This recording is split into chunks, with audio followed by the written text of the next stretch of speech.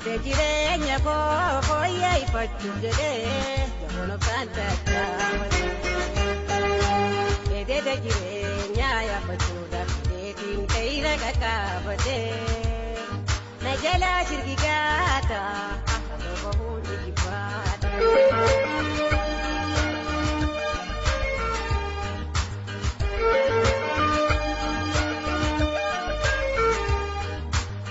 Addunyaa tana laala mi'ooloo fi gadoonsi akkaan imalmaana. Keeyra jiru baatee bu'uura kooda tattee hiree fi ayyaana. Tattaafiin tolaaf iyyuu manguu jaalladhu. Dhiigameenya saba fuudhanii jahannaa jiree.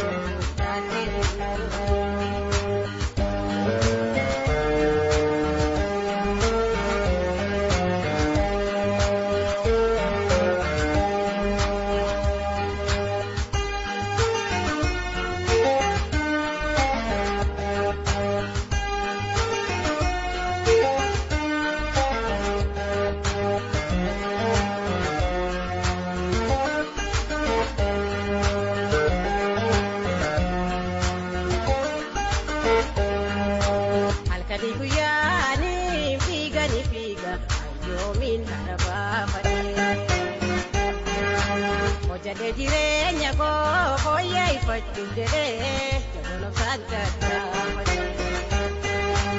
Eededa jireenya yaabbachuudhaaf deetiin ta'ira qaqqaabate.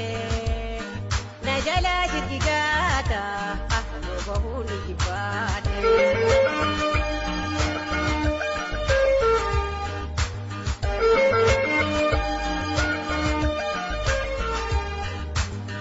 Gaira duuba mul'atu barraaqaa jiru ijaalaaluun hin arga. Muuda jiruuf hin taphee simachuuf afranii fiigeetiin duugatee jira. Uumaatu naanaaf hundee ofuyyaa guddaa. Waan darbuun beekne ifoodatee lolaati.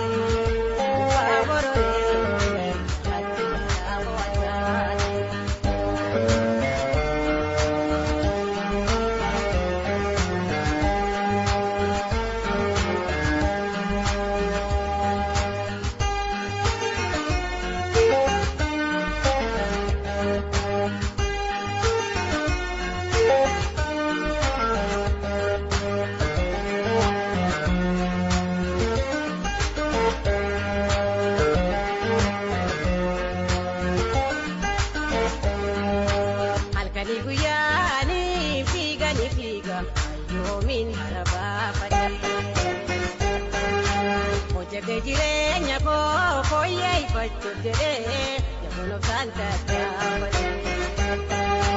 Eededa jireenya yaabbachuudhaaf deetiin ta'ira qaqqaabate. Na jalaa shirgigaata akka bahuu ni jibbaate.